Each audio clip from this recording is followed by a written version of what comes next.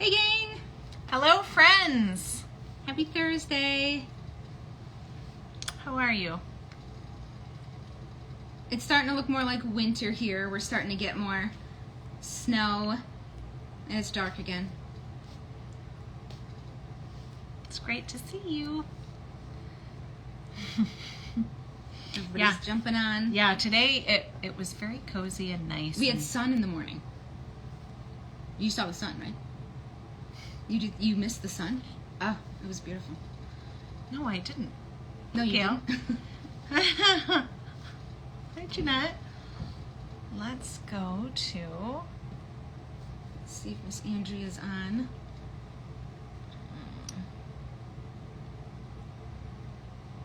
Let's just see. Oh, okay. All right, I see Andrea, so...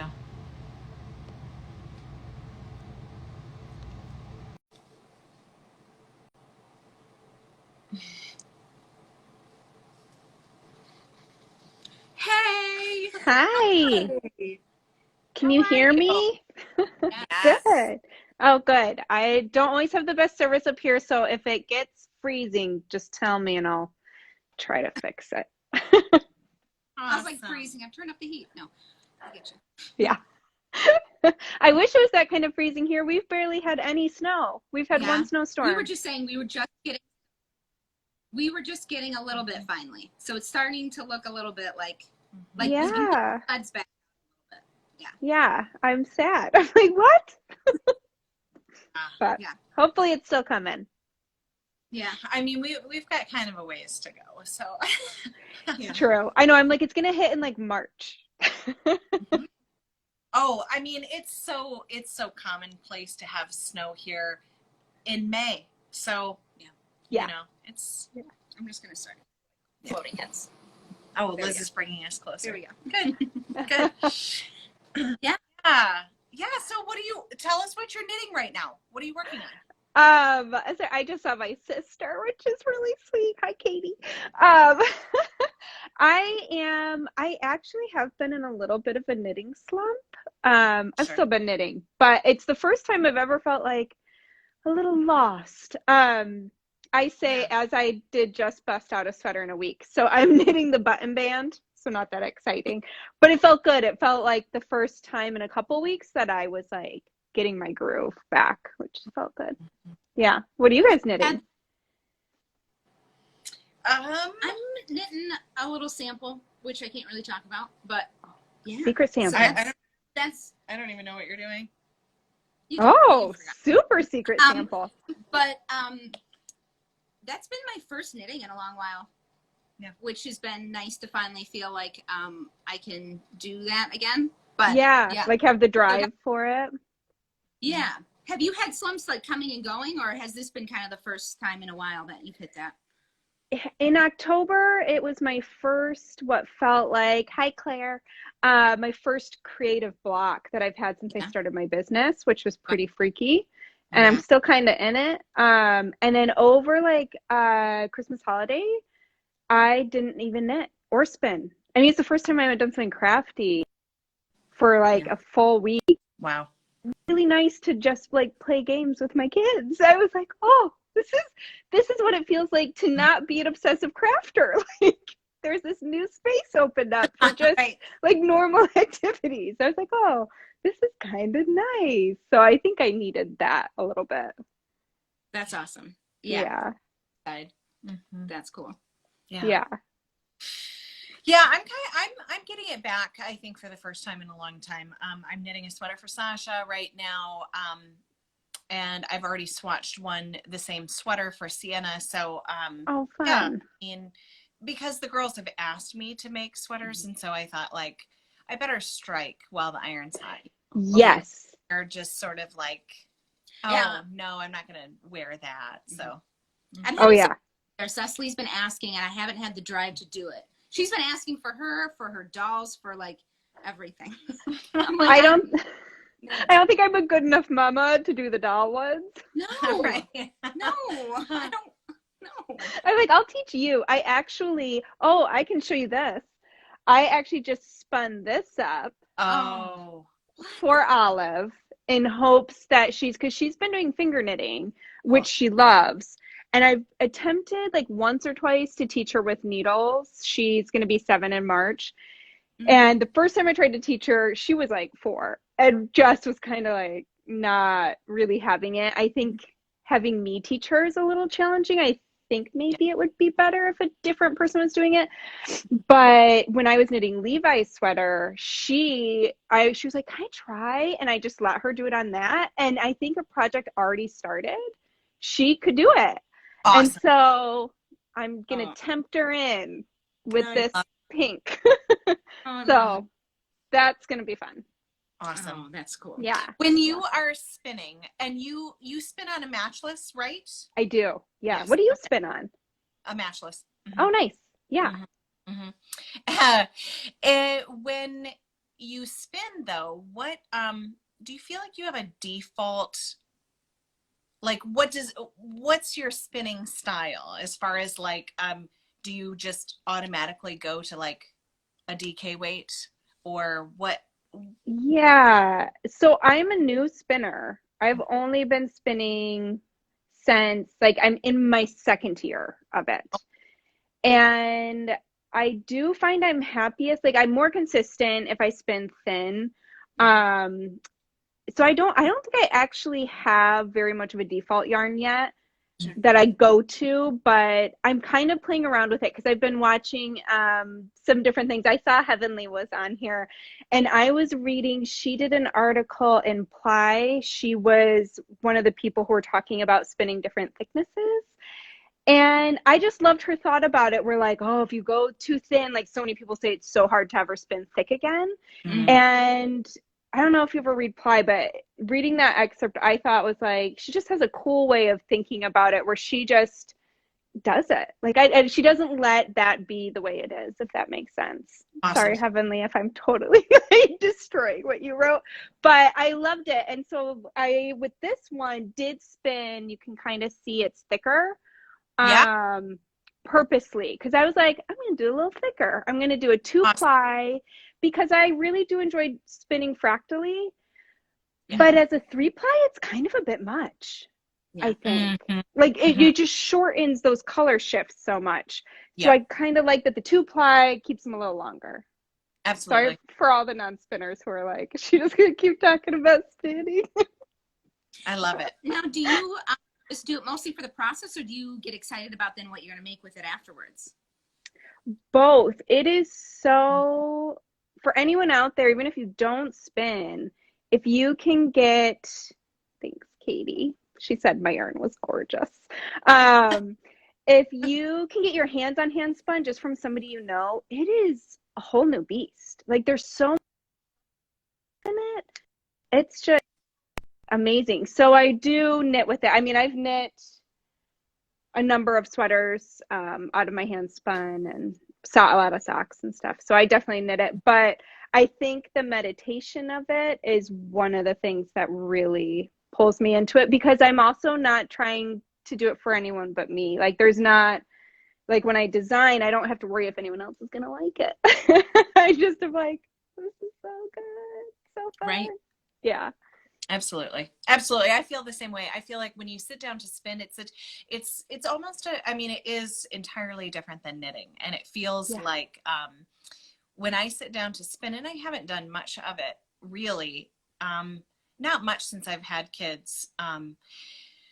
But it's like when you sit down, you're just spinning. I mean, it's just the movement. I let my thoughts kind of float towards my family and my friends and things that are so relaxing and joyful for me. Whereas when I'm knitting, I can often start thinking about work and the things that I need to do and the things that I haven't done or goals that, or just emails or customers or, you know, and a lot of those things bring me joy as well, of course, but then I might step away and like, oh, start to email or whatever. Whereas, yeah, spinning is just you're stuck.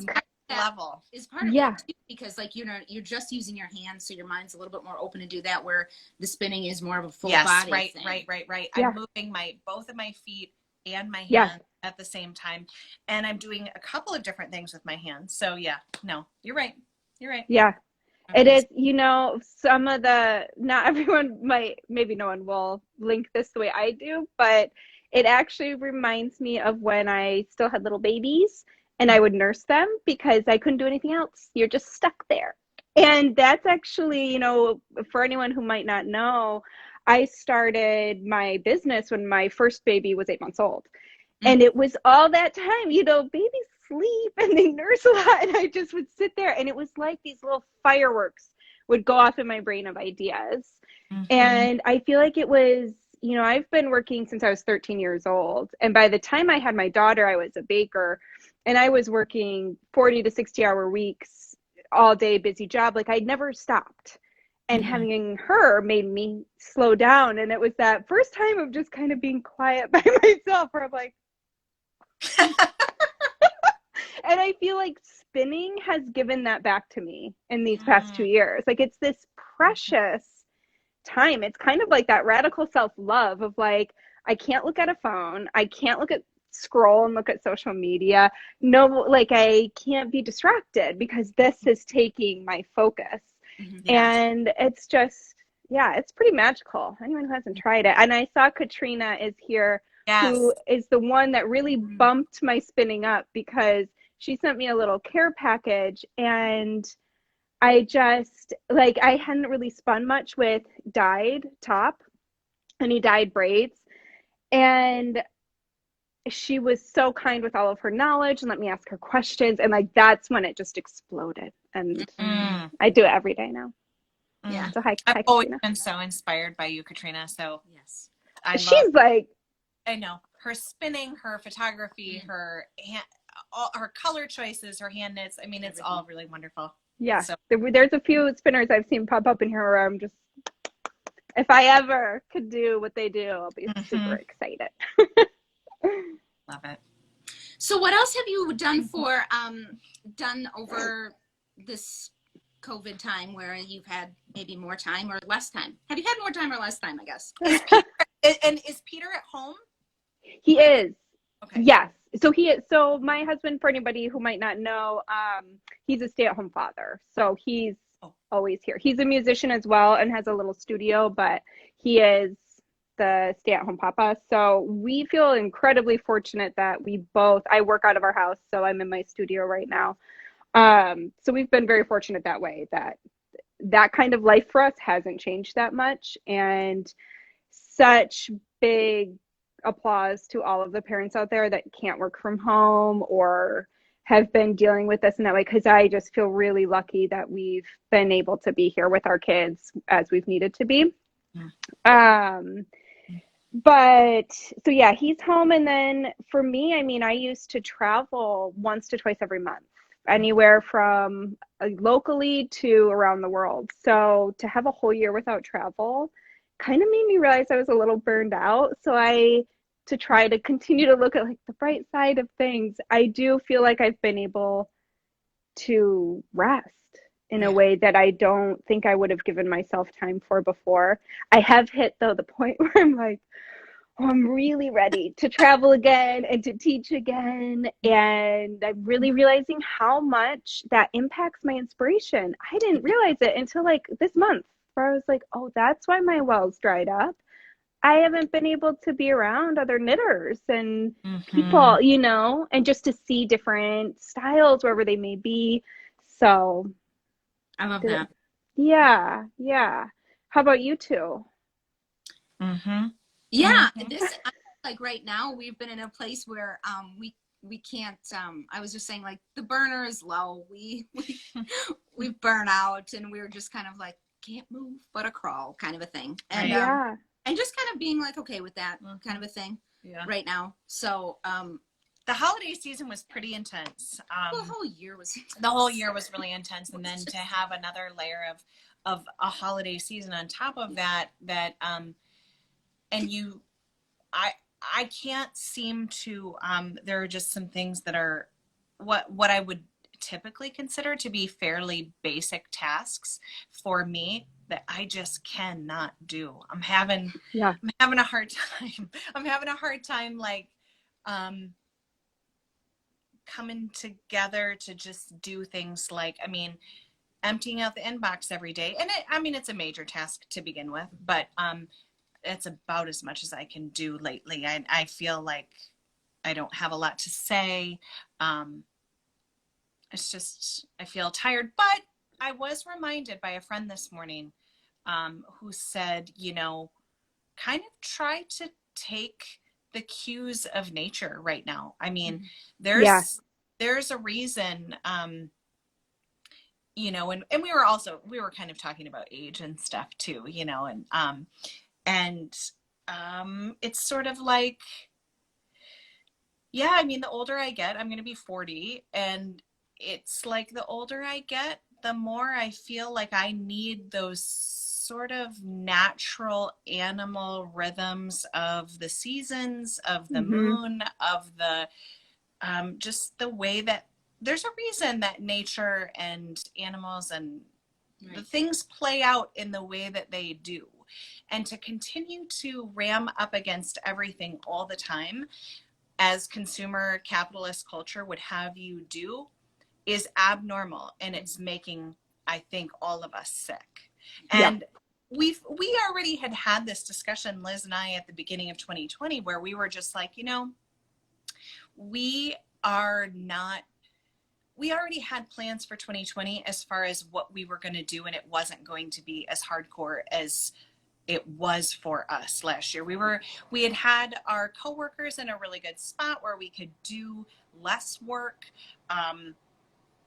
and we were planning on it, but then that just couldn't happen for us. And so, and for me, it was a big kind of a fear-based thing that came along in the beginning, was like, we don't know how long this is going to be hot. We need to run with it, because it might be 3 weeks, and then we might be, have nothing to do. So we just ran as fast as we could, as hard as we could. But that lasted the year. So that was hard. So now you're just kind of like, we're fine. We did that. Right. We don't need to do that again. So and it's working out just fine. Yes. Taking a second. Absolutely. And I think that it's, and someone just mentioned wintering, the book Wintering, and I did just get that from Cottage Books a couple days ago. So I do plan on reading that really soon. But yeah, I mean, I think it's, and it goes. And that works for us. That's not going to be something that's going to work for everybody either. And it works for us right now. Right. I mean, how many people haven't been able to take their foot off the gas? Like, they have to work somewhere, and they have to make sure they're working 2 jobs so they can pay for their daycare to still have their kids somewhere. Like, we're lucky we don't have to do that. So, yeah. It's a good problem, but that doesn't mean it can't be exhausting. Right. Exactly. I know. I think was hard in the beginning. We're trying to explain to family that we're like, we know we're doing too much, but we're just going with it because we want to make sure we have something in 2 years still left to come back to. And that was kind of hard when people are like, no one is doing this. Like, that's a little insane. And you're like, I know, but it's also keeping me sane. Like, that was the thing too, that I felt like, we could do the thing where you could go slower and just like, it's a time to just shut down and just go be with family. But it was just there was so much anxiety with it, because you just worried that you're like, I'm going to lose it. Yeah. But that was hard.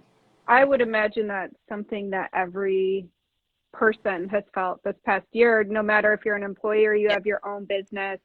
I know for me, being the sole provider of my family, I mean, I feel that anyways.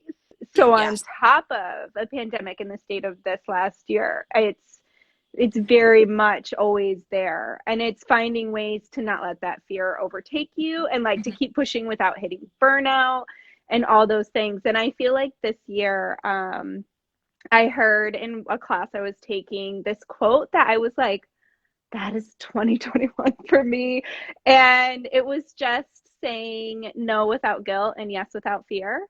And I was just like, no without guilt. I just love that so much with everything, like even little decisions. Like, I was thinking about it when people are like going through their work in progress piles, and they're opening up all their bags. And it's like, you can say no without guilt. If that project is not bringing you joy, take it out, rip it off your needles, roll up those yarn balls, and then, or like saying yes without fear, like trying steaking or brioche or these things that scare us, but like in a good way. I don't know. It just kind of reinvigorated me. Like after that time of, you know, back in the day, I went to a culinary school that was a healing macrobiotic school, and it's very much focused on the seasons. So I really relate to what you're talking about with seasons. And I think we need to pay attention to that rhythm. There's a reason that we get a little more quiet and turn in the winter, and that we get more boisterous and want to see people in the summer. And I think paying attention to that's really important. But anyways, my other one is that you're the gatekeeper to your own happiness, which kind of made me feel a little empowered, especially with, you know, we see a lot of bad news right now, and being able to realize that we can still have happiness and protecting ourselves a little bit while still showing up. Does that make sense? I don't know, but I like it. Right. Like you said, it empowers you to let you know when it's too much for you. You know, not to feel that again, like that guilt of, I need to make sure I'm present in this 100%. But also knowing you need to take care of, you know, you got to take care of your temple and make sure you can get there so you actually can show up. Yeah. Right. Like push your business. You want it to succeed. We're adapting to this new place we're in right now, but also realizing like it's winter. I'm feeling this, like I need to curl inside a little bit. And like, that's okay. It's okay to take that bubble bath. Like it's okay to have certain times of day that you don't get on social media or even a computer. I mean, I have now set up work days where I don't look at my computer for that work day. Wonderful. Because I have to have that creative space. If I'm only ever on a computer, I can't do the design part. And then what will I have to give everybody? Yes. So, yeah. Yeah.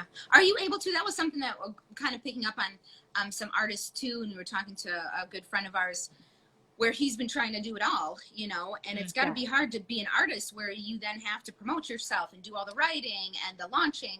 Have you been able to delegate some of that out so you get to do more of your magic, or are you still kind of a one girl show? I am a one gal show, except for I have my amazing tech editor who I would be lost without her, who she's the one. So anybody who has a question on one of my patterns, she answers my pattern question emails. And that I used to get so many emails a day, just all kinds of stuff. I mean, a lot of stuff you don't even have to respond to. You get those full inboxes, but you still have to go through it all. So having her be able to handle that, and just, it takes a little bit of time for her, so that I can focus on actually the creative part, has been huge. But this is very much a one-woman show besides that. You know, I'm the one behind it all. Have you, so your kiddos, would they have been in school or? Barely. So here, so I live in Maine, if anyone doesn't know that. I used to live in Michigan with a cabin near Wool and Honey. But here, the numbers haven't been too bad. They've actually been quite low as far as the rest of the country. So our schools are open a little bit, but they're very, very cautious, which is probably why our numbers are low. So they only go like 2 days for a couple hours. Okay. Yeah. Cool. That's great. Great. It is enough that they're, you know, my kids are young. So for me, it's more about them getting to see other kids, you know, having that socialization, I think, is huge. And I'm grateful that they've been able to have each other through this. But you can see, especially my eldest is surprisingly outgoing, considering my husband and I are like, we're just good together. You know, we're shy, we're introverted. And then she came along. We're like, whose kid is she? You know, she's the kid who walks up to the park and sees the kids, and she's like, all my friends. Yeah. Like, okay. But yeah, I think that's been huge, that they at least have a little bit of time that they get to see other kids and just be a kid. Yeah. We've been lucky enough that Cecily has it just been watching her cues. She's been cool with it, but she's been one that has been really good about playing with herself. And she just loves grabbing all of her loveys and that's all she does is she has like sleepovers in houses with her loveys. And she's like, Kelly's my best friend. That one starts to get me a little worried recently. Yeah. But she's celebrating birthday parties with them all day long and having a blast and sleepovers with them. And she did say this morning where she was just like, if I had a sibling, I'd have someone to play with. And you're like, but also you probably wouldn't be as like, your play is so adorable too. So I have been lucky that she has not been, because I know there are a lot of kids that they're having a real hard time with that. And that is one level I haven't had to touch, because I think I would be having a real hard time as a mom watching my child go downhill when there's not much you can do about it in some places. Yeah. And are all your girls able to get together? We haven't done much playtime. My kids are in school. Okay. Sienna is in preschool, and she's 4, and she's there. They wear masks all day, but she's there Monday through Thursday, so she's there full time. And then Sasha is doing a hybrid program, so they do iPad time in the morning, and I'm potting up with another mom, actually, but they'll start to go back full time on Monday, on Tuesday this week. Oh wow. So yeah. So I think just to keep everybody more safe. I mean, the girls have seen each other a little bit, but like Cecily has come over to our house a few times, and I went over to their house a couple of times to watch her. But they just play with masks on, and we did not get together because our parents live close by. But our dad works at the hospital. He's a nurse, and so we don't, and he sees COVID patients, so we do not get together with our parents. Right, that makes sense. Yeah. And our other sisters are, one of them lives downstate, and one of them lives in the UP, and the one that lives in the UP is pregnant, and so and the other one has 2 small children, and she's a teacher as well. They're both teachers actually, and so we just I haven't seen either of them. Yeah. I don't even know when. Christmas of 2019, maybe. Yeah. We did. We did something with Jess real quick that we're like, we should do. I don't know why we're not doing Zoom with family, but we just haven't really done that. It was quick to do a 3-way call that way. But Cecily, we did. She's doing at home now. We started trying that because virtual was a little bit hard for her at first. Thank goodness we got over that hump. But we did go. She was starting to go every day for 3 hours with 6 kids in the room or something.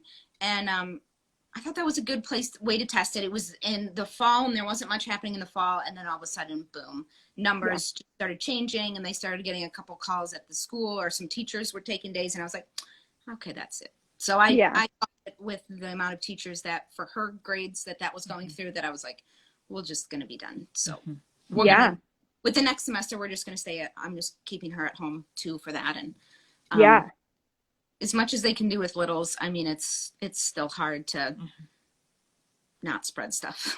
Right. Yeah. So, yeah. But and that was my other thought too. And not only just not the fear as much, but it's like, I know there are other families that need that building much more than we do. Parents that have to be working somewhere. Sure. My husband is he works from home too. His job was able to go remote. And other kids that need socialization, that it's like, I would rather them have the room and have some more space and less people, if less families could be there around to spread germs for them, the better. But that's my goal. Yeah. Yeah. And my sister asked if you're sisters. Yes, they're sisters, Katie. We are. We're sisters. Yeah, I'm the oldest, if you couldn't tell. Katie is my baby sister. I don't know. I think people have asked us before who's older, which I always just take as a compliment. I just thought that they didn't realize how bossy I was. No. So you ever, you probably don't, but do you ever knit anyone else's designs? Or do you pretty much, just because there's only so much time that you could possibly knit, that, Yeah. you know? There is just only so many hours in the day. So I always thought I would, and I appreciate so many other designers. And I think the last time I attempted to do it was maybe a couple years ago. And, I got through like half the body of a sweater, and I was like, I just don't It's not have time. Yeah. So Yeah. yeah, I don't. But mostly because and I think that once you kind of start designing and have been doing it for a long time, it's just you have a hard time giving up the control. It's like, wait, you're gonna tell me what to do? Right.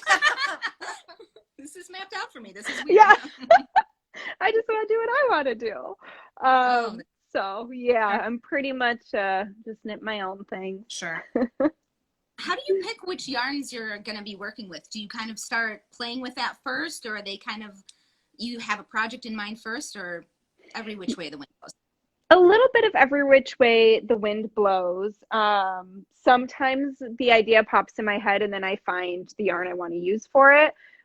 A lot of times it is the yarn that I start with and I'm like, oh yeah. But one thing I usually share in my classes, especially my color class, is I'm a big fan. I keep looking over here to the right because that's where a lot of my yarn's lined up.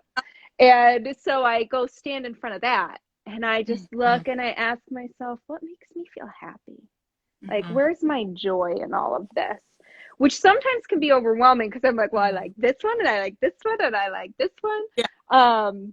And I kind of rotate my stash around my room a little bit so that's because sometimes you just got to let it percolate. And I like to just have it out.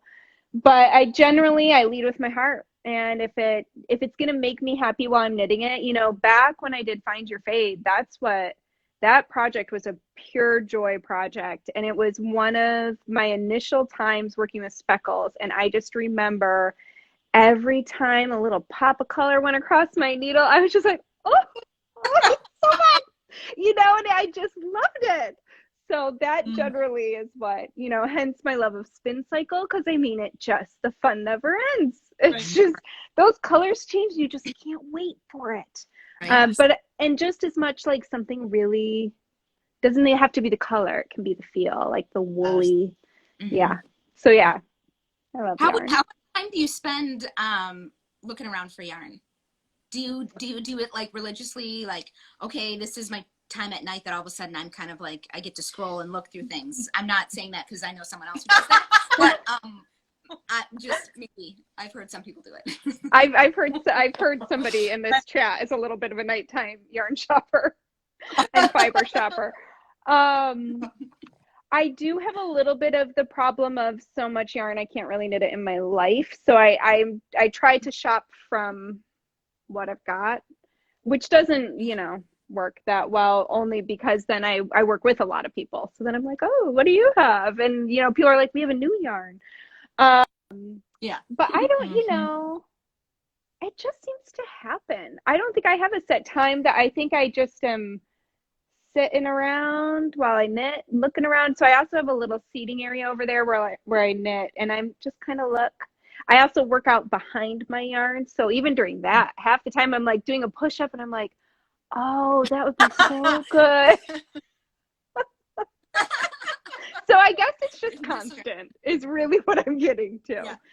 Fiber has become my danger. I have got to like not, Instagram especially is really dangerous for fiber purchases because I'm just like, oh. And the curiosity of what is that going to spin into? I won't know unless I do it.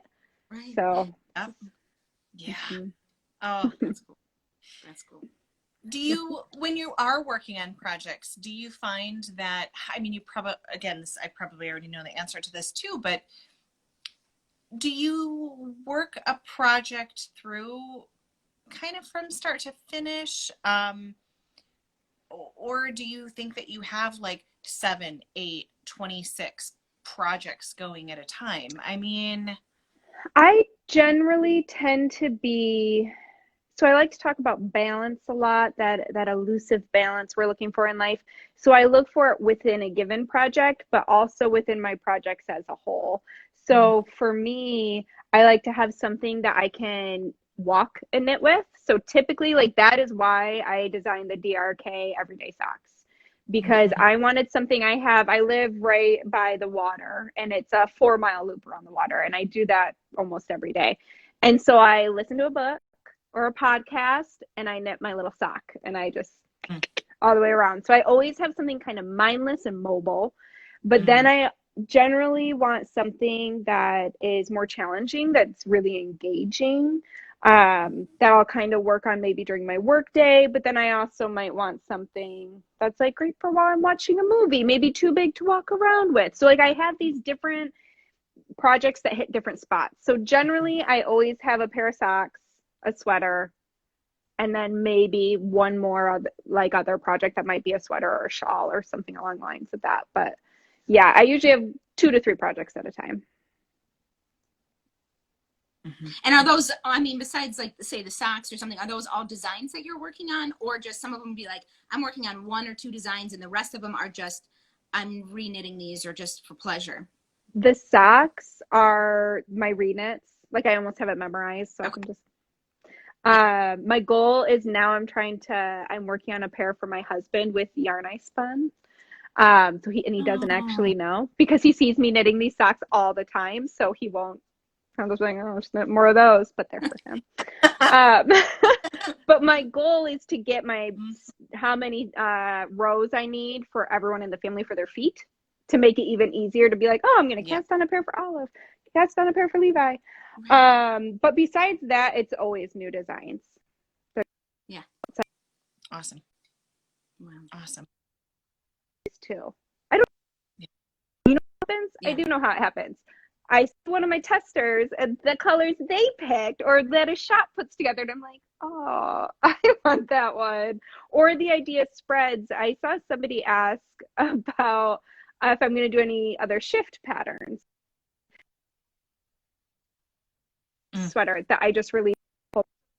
So that at first I just did the really colorful cropped one. And then I was like, oh, I want this like a sweatshirt, like super cozy, even more of that soy alpaca in there. So I immediately talked to Candace from Farmer's Daughter Fibers, whose yarn I was using. I was like, so how about like a more of a monochromatic big version? So yeah, I think the ideas spawn each other, and I want to keep trying different iterations. That's awesome. Yeah. And I think that is too, it's so inspiring looking to see what other people are doing with colors and, you know, changing it up to keep inspiring. Everyone keeps kind of going off those wheels too, which is cool. Yeah. Looking at like your shifty sweater, we both have like all these different ideas for how to put colors together. And every time a new batch of spin cycle comes in, which there's one on its way, BT dubs, you know, like when it comes in, then I paw through it first and I'm like, oh, well, I need these 12 skeins. Yeah. And but yeah, I mean, just color pairings and the way that they are coming together, and the putting fibers together and holding mohair with something else, like oh boy, I remember Nice and Knit, the girls at Nice and Knit put together a really amazing combo, mohair and a DK weight, I think, for your weekender. And I was just blown away at the color, the way that the colors came together. That was just like next level. They merged into something totally, that was the first time I saw it, where they 2 separate colors together to merge this beautiful ensemble you just didn't put together at all. It was so cool. So I mean, that's so inspirational. I mean, everybody, it's the sky's the limit, and it keeps going, which is so cool. That's what's so fun about like when I got to travel, is I would see all of that, and they do. You see people put together combos that are just, you never would have thought of them, and it's so I never get sick of seeing, even, you know. And that's one of the nice things about things like Instagram, and where we can still see all of each other's projects, and you know, see how somebody else chose to knit it, how they brought it to life for their own style. Right. Yeah. I'm so, I mean, we all need to do everything that we can to continue to stay safe. And yet at the same time, I am very anxious to go back to seeing each other in person and having like, what is the first fiber festival gonna look like? Everyone's gonna be wearing everything because they haven't shut anything off. They're gonna be wearing 10 garments. It's just layer them. I miss that. I miss both the visual stimulation and then also the in-person when we could just sit down together and knit. I mean, yeah, I'm looking forward to when that is safe again. Whenever that is, I don't know, but. And it's been fun doing it virtually too. I mean, you still get to hang out with people virtually. It's been still really great to be able to do with people that you wouldn't be able to see as often. So it's a nice bridging that gap of how frequent you've been able to see people. That's true. Has been a nice thing. But I think a lot of times we forget about how easy that is at our fingertips, and we don't do it as much. Yeah. I think so too. I think we it's easy to just kind of like close up and be like, and then you get to see people and it's like, oh, this feels so good. Right. I mean, we'll have just a couple of customers in at a time. And it's funny, someone that you haven't seen and you're like, you just can't stop talking. You're talking forever with them, because you just are so excited to see a human and talk to them. Yeah. And talk to somebody that's not in your own household. Have you been, right? Yeah. Have you been teaching, have you taught any classes during kind of the shutdown? I haven't. I've been asked to. The only thing I've ever done virtual is Knit Stars, which people can still take that class. I just think that there's something about that connection in person that for me is really important while teaching. And so I've just chosen not to do it, at least right now, because it's sure. Yeah, I heard it's quite a challenge. Yeah, like especially my favorite thing I like to teach is brioche. And I just find that there's something about being able to literally stand over somebody and watch what they're doing and show them, because a lot of times our brain and our hands just don't like to chat for certain little bits. They just kind of check out. And so sometimes having somebody else's eyes literally on you as you do it, they catch like that one little tweak you need. And that's just important to me. I've always had really small classes. I don't do big classes. So I think that's just something that's important to me. I like them to be intimate, and I like all of my students to feel like they actually got like some one-on-one time from me to hopefully learn something new. Yeah. Absolutely. Yeah. Absolutely. But I know people are doing amazing classes. I learned brioche with the. Yeah. Well, have you done things differently last year, or I know pretty much you do everything remote and virtually mostly anyway, but was there anything new that you had to add to your tool of tricks, or was it pretty much business as usual? It was really just that removal of that whole part of my business, which was traveling and teaching. But besides that, and it's been interesting doing photo shoots. There's a lot of porch pictures, and my husband's like, if I have to do one more of these on the porch, because he actually cares. Like, I'm like, it's all about the sweater. Like, don't worry. Like, the porch is fine. And he's just like, do we have to do this on the porch again? But it's a little tricky, to be like, I can't like whip off the mask quick. So we either have to find a deserted, area, which thankfully, here in Maine. Right. But yeah, there's a lot of around the house photo shoots happening. And I think it's just pushed me to slow down a little bit, but yeah, I think in a good way. Has your schedule changed with, Yeah. Has your schedule changed with how we, cranking out designs or kick out? No, I actually think I released more designs last year than I ever have. Apparently I'm a stress knitter. because I was like, at the end of the year, all of a sudden I had like 6 You're not patterns to alone. release. I was like, oh, apparently I was just Wow. cranking them out. But my schedule, but my workday has definitely shifted. I'm much more involved with my family. Like I don't work the same hours as I did. But it seems to be working. Good. I think somebody asked this name of the sweater that we have on because we both have it on. This is Wool and Honey, named after Wool and Honey. Oh, this is one of our. This is just the coolest design. It's very I mean, cool. I it's didn't so knit this clever. one. Melissa at Knitting the Stash, and I think I saw her on the call earlier. She knit this sample for the shop.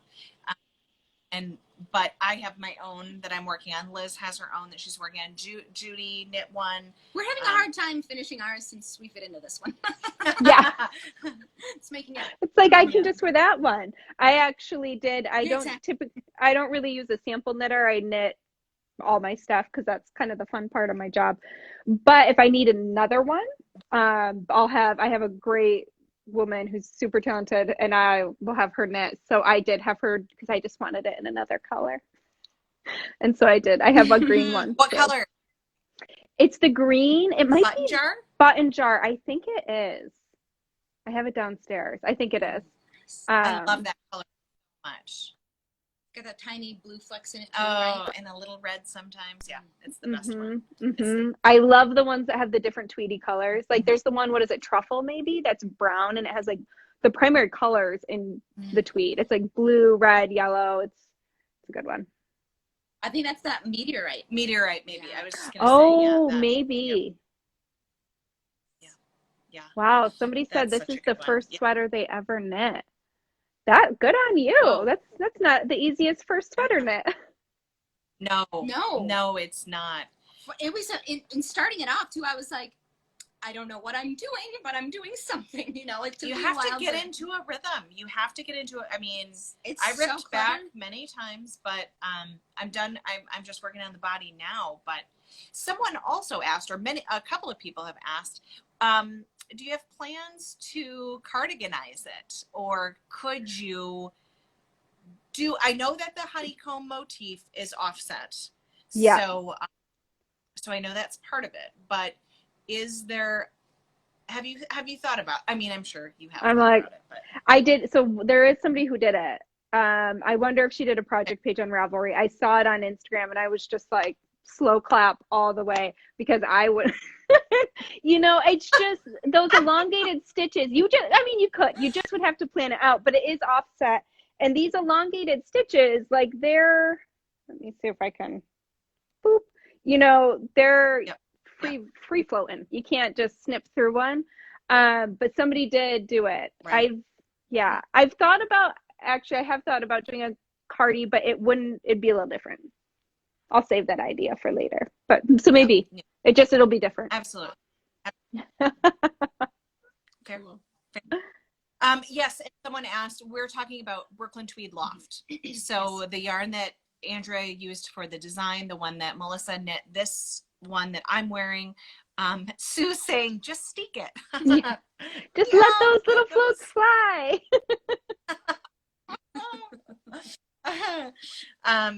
So yeah.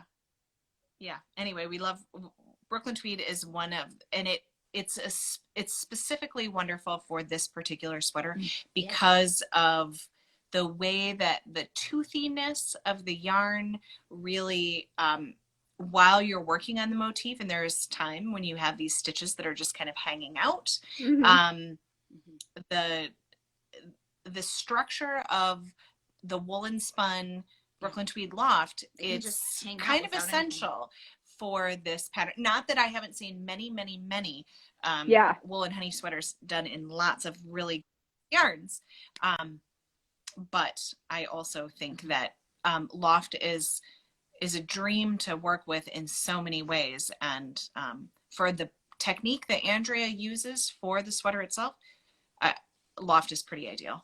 So especially because after you've knit it, Loft is nice and toothy. So these even kind of like start to felt down a little. Like they grab onto the sweater. So you don't feel like you've just got anything like it feels like it all just after a while and kind of works its way together. Yeah. And it's just one of those sweaters. That's what I love about that yarn too. It stays so nice and light. It doesn't, you know, it's never gonna just start dragging and hanging. It just is. It's a dream. And the magical. Always just warmth, magical yarn. The warmth and it's magical. It's really magical. So every yarn always gets us. It's always yeah. That's what drew me to Brooklyn Tweed's yarn.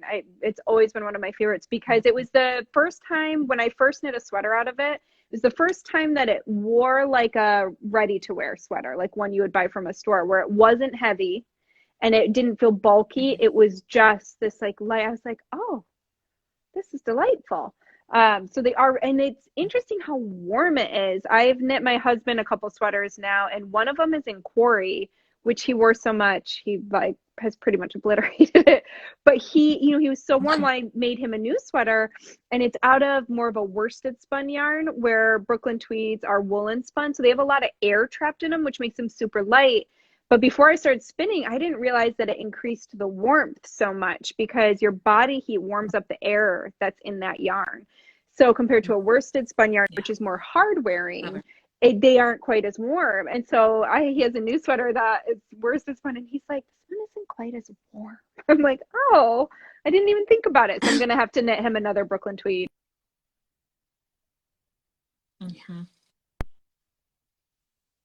Awesome. Yeah. That's awesome. That's awesome. Probably one last thing before we. Yeah, sure. We probably don't want to lose you. We don't want to lose anybody, and we want to be, you know. What do you have? I mean, when do you have a new launch coming out? What is? So I just had one. Not that you just launched. I know. I was like, I think was it this week? I think it was Tuesday. Yeah, the Winter's Beach Cardi just came out Tuesday. Which is downstairs because I was wearing it. Winter's Beach. Yep. Because we took pictures on a Winter's Beach. So creative my names are. But I have two more patterns. I know. It gets hard when you've got a lot of patterns. But I've got two more coming, including one that might be behind me there. So that's coming in February. That little guy. And then I know I've had a lot of people asking for Bean and Olive sweater for a big version. And so Bean and Olive Grown Up is coming out in February too. So I'm going to make her, we're going to have another mommy-daughter photo shoot, which we haven't had since So Faded, which was like 4 years ago. So that'll be fun. Wow. That's awesome. Yeah. So cool. That's cool. Wonderful.